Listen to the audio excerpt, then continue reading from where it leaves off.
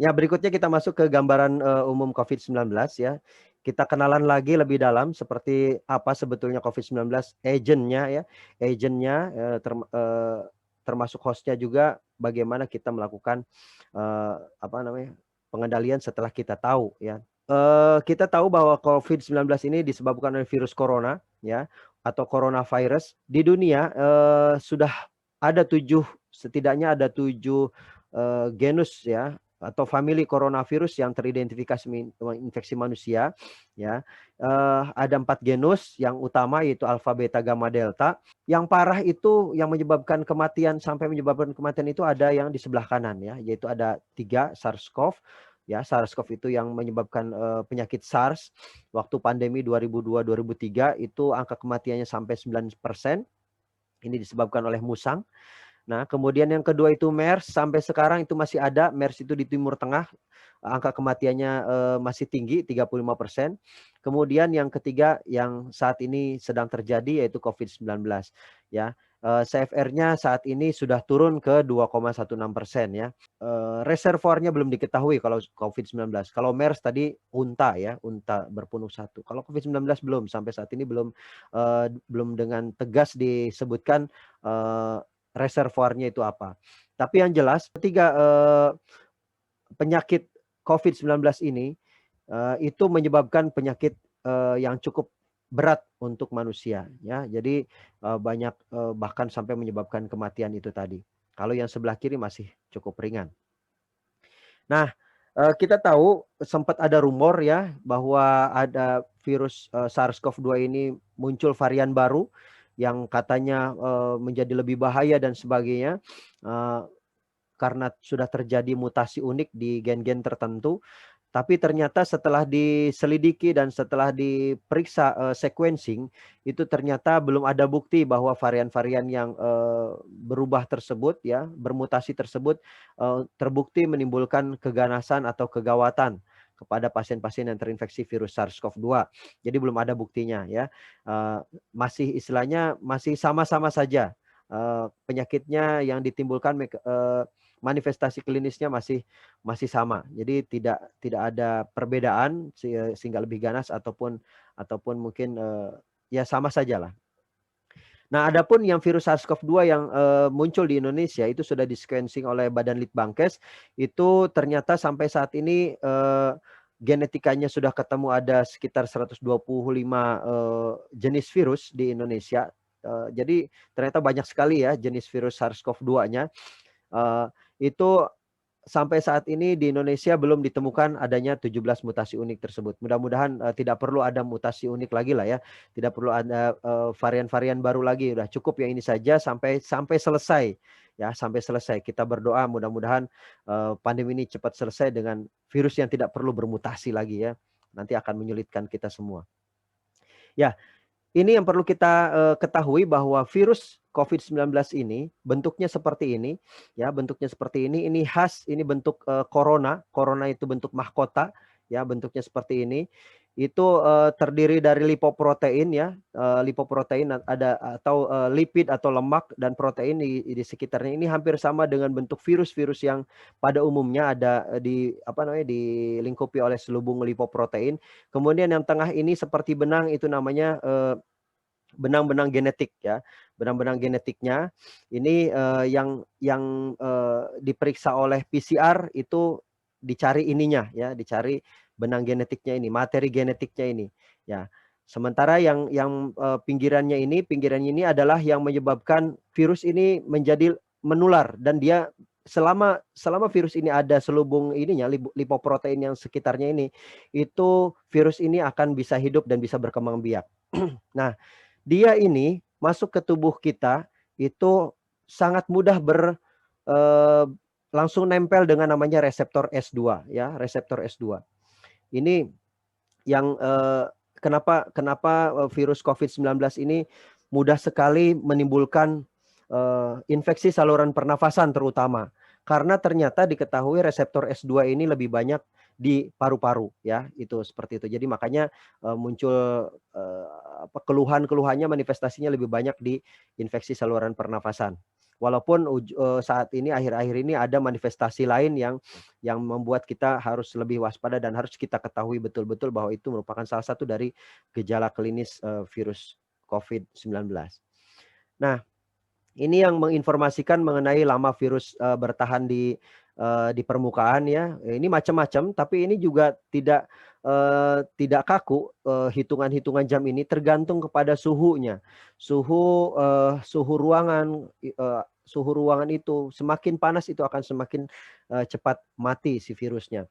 Nah, di sini yang jelas yang jadi catatan penting adalah kita perlu melakukan disinfeksi pada permukaan yang sering disentuh seperti gagang pintu, kemudian meja tempat kita kerja. Itu kita dianjurkan begitu datang ke kantor itu langsung disemprot-semprot dulu supaya kemungkinan kontaminasi virus itu bisa kita hindarkan di sana. Juga cuci tangan dengan air dan sabun ya. Ini yang perlu kita kita biasakan betul melakukan cuci tangan dengan air dan sabun atau hand sanitizer berbasis alkohol. Kenapa begitu? Karena ternyata virus COVID-19 ini punya stabilitas yang cukup bisa kita ketahui itu mirip dengan virus-virus pada umumnya. Jadi virus corona ini dia ternyata sensitif terhadap panas. Jadi asal dia kena panas lebih dari 27 derajat, kemudian kena sinar matahari atau sinar ultraviolet alami, itu akan lebih cepat mati. Kemudian juga dia tidak akan aktif di pelarut lipid ya. Seperti yang tadi saya sampaikan bahwa virus corona ini diselubungi oleh lipoprotein, lipid dan protein. Nah, asal lipidnya ini dilarutkan ya dengan cairan tertentu yaitu dalam hal ini sabun. Sabun itu merupakan emulgator ya, emulgator atau pelarut lipid yang sangat bagus. Itu dengan cuci tangan yang baik dan benar gitu ya, sesuai dengan aturan WHO itu 6 langkah cuci tangan, itu lipidnya itu akan larut. Nah, ketika larut dia akan terurai, terbuka seperti begini nanti akan mati. Karena kemudian dia tidak akan bisa berkembang biak lagi. Itu salah satu cara untuk kita melakukan pencegahan ya. Begitu juga dia akan mati dengan ether alkohol 75% ya. Nah, kalau di permukaan benda mati ya, permukaan benda mati itu bisa dibantu dengan disinfektan klorin. Juga yang paling penting adalah kita harus jaga betul ventilasi udara itu selalu baik ya. Ventilasi udara selalu baik, maka setiap pagi kita harus buka jendela, buka pintu supaya ventilasi udaranya terus berputar ya, supaya berputar terus berganti. Nah, ini manifestasi klinis yang Bapak Ibu sudah ketahui itu yang sebelah kanan ini ya. Sebelah kanan ini memang manifestasi umum yang biasa terjadi kalau suatu benda asing atau virus itu menyerang menyerang saluran pernafasan, itu akan menimbulkan manifestasi-manifestasi yang sebelah kanan. Dan biasanya karena ini yang tadi saya bilang reseptornya itu lebih banyak di saluran pernafasan, dia biasanya akan mendorong ke arah kondisi yang cukup berat kalau imunitasnya nggak cukup bagus.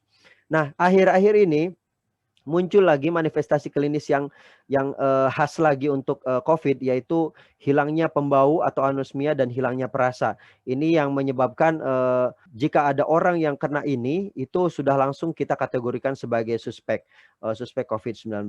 Nanti kita akan bahas di belakang. Nah, ini manifestasi berikutnya, seperti yang tadi saya sampaikan bahwa COVID-19 ini bisa berat, bisa ring sampai berat, bahkan kritis, bahkan sampai meninggal. Nah, tapi ternyata setelah dari hasil kajian itu yang yang menimbulkan kritis ya, parah sampai kritis itu ternyata hanya 5-15% saja. Ya tidak terlalu banyak. Kalau dari kajian penelitian dari sini ternyata yang kebanyakan itu hanya ringan dan sedang saja ya.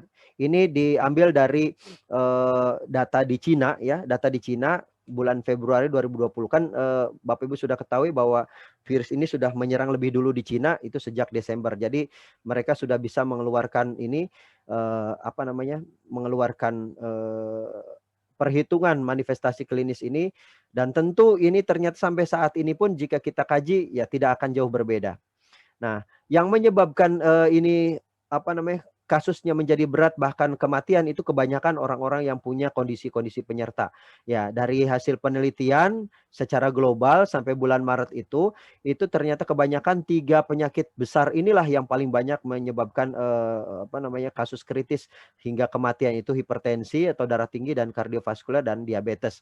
Nah, ini penyakit-penyakit komorbid yang penyumbang kematian terbesar di COVID-19. Nah, bagaimana di Indonesia?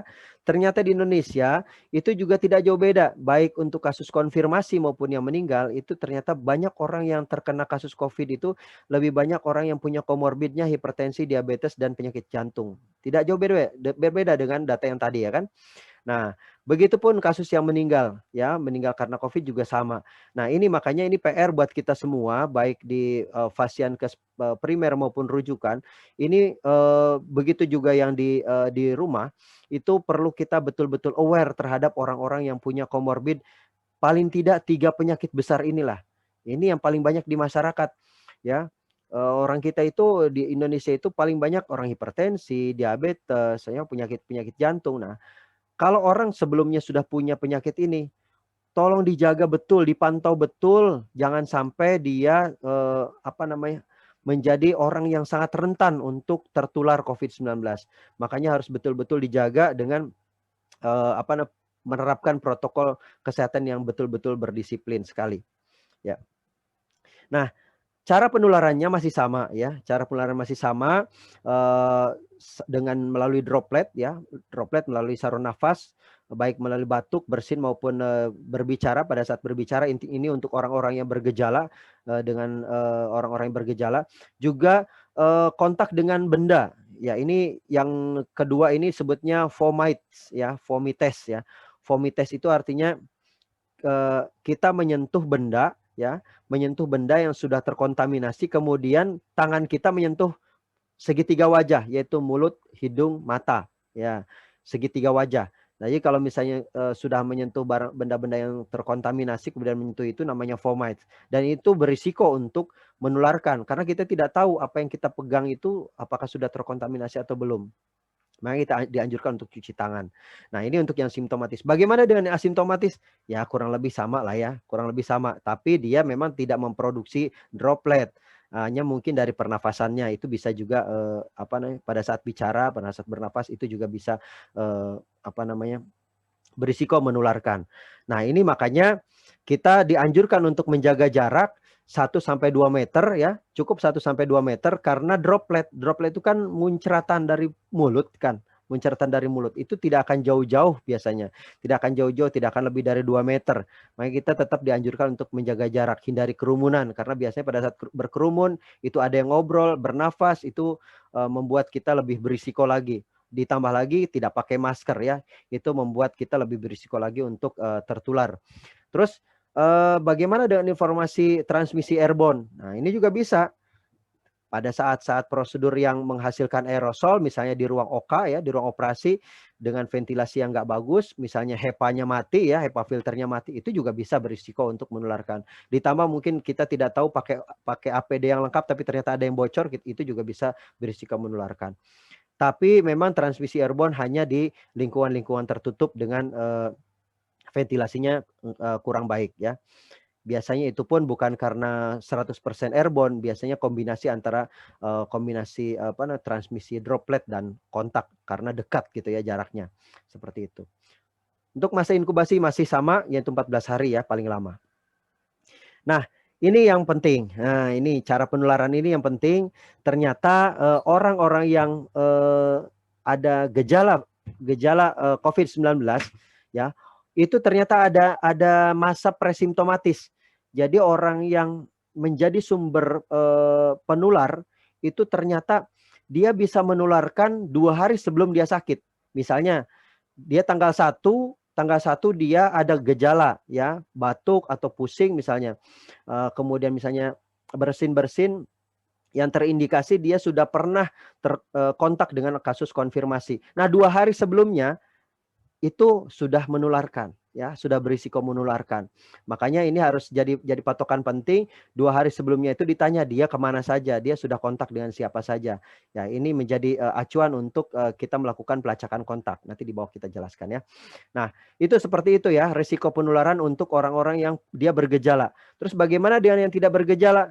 Ya, kurang lebih sama ya, kurang lebih sama. Walaupun memang dia tidak bisa diketahui onsetnya, tapi bisa kita telusuri dari sejak pengambilan spesimen itu kapan, 2 hari sebelumnya atau beberapa hari sebelumnya itu bisa ditelusuri dia sudah kontak dengan siapa saja.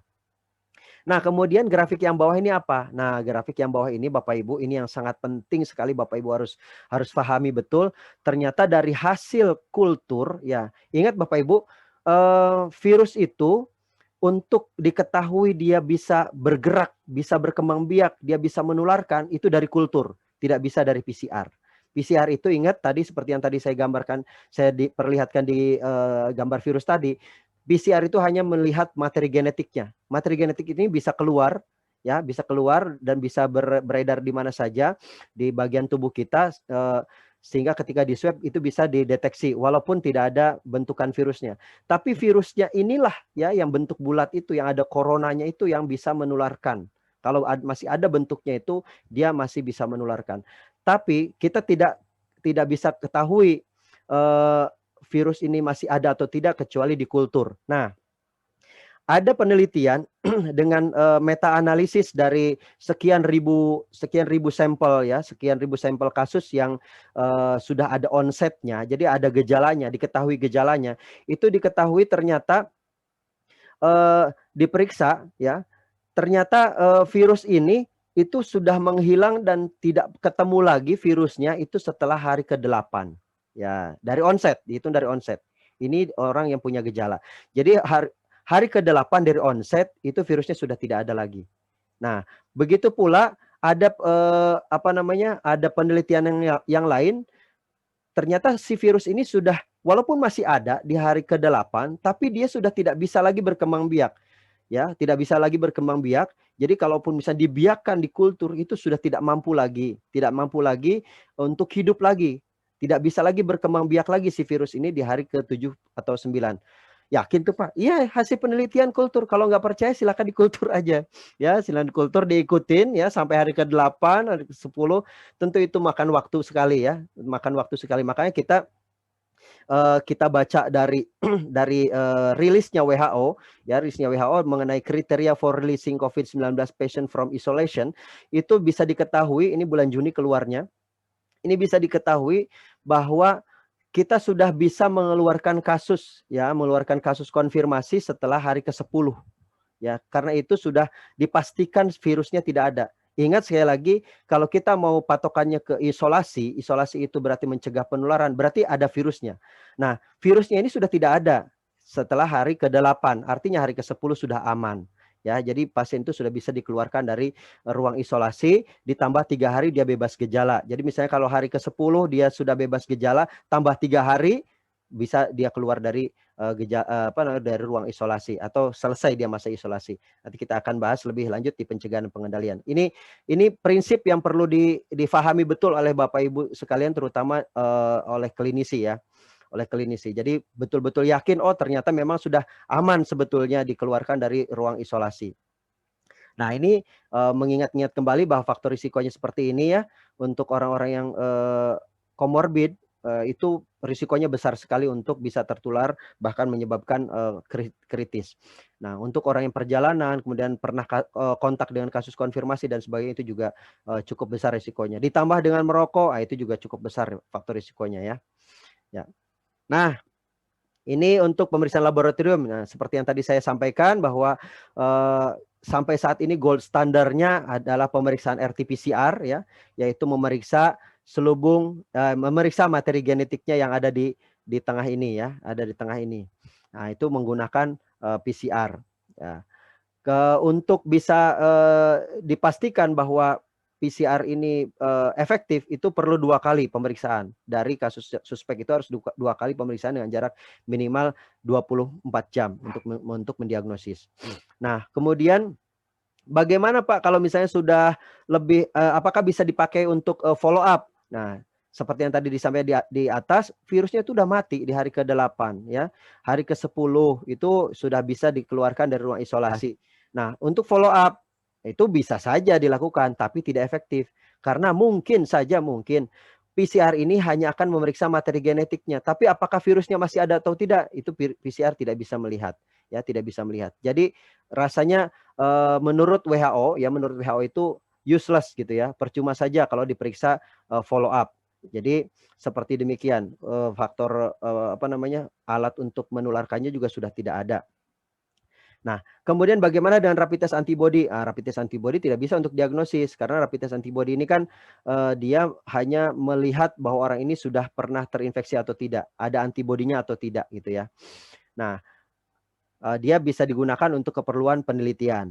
Kemudian bagaimana dengan rapid test antigen? Nah, saat ini rapid test antigen memang bisa digunakan sebagai alternatif diagnosis untuk daerah-daerah yang tidak ada pemeriksaan atau sulit untuk melakukan pemeriksaan RT-PCR. Nah, untuk juknisnya saat ini sedang siap-siap untuk dirilis, jadi tunggu saja tanggal mainnya bagaimana melakukan penerapan rapid test antigen di lapangan secara apa namanya, sesuai dengan SOP-nya. Nah, untuk pencegahan dan pengobatan sampai saat ini memang belum ada terapi spesifik seperti antiviral untuk COVID-19.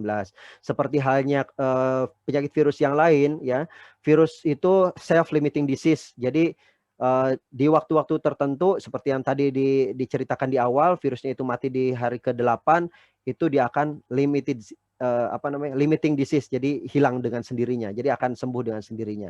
Makanya yang diutamakan adalah terapi-terapi simptomatis dan suportif saja untuk mengurangi keluhan-keluhan dan meningkatkan imunitas tubuh kita supaya lebih sehat, dan apa namanya, bisa mengembalikan apa namanya, imunitas secara buatan di dalam tubuh kita. Untuk vaksinasi saat ini masih dalam tahap pengembangan. Untuk vaksinasi yang memang dikembangkan menggunakan virus dari virus dalam negeri itu masih dalam pengembangan. Kemudian yang paling utama adalah lakukan pencegahan ya, lakukan pencegahan di masyarakat maupun di Fasiankes dengan menerapkan PPI yang benar. Nah, ini kesimpulannya bahwa kita udah tahu betul seperti apa agentnya, yaitu SARS-CoV-2 ya.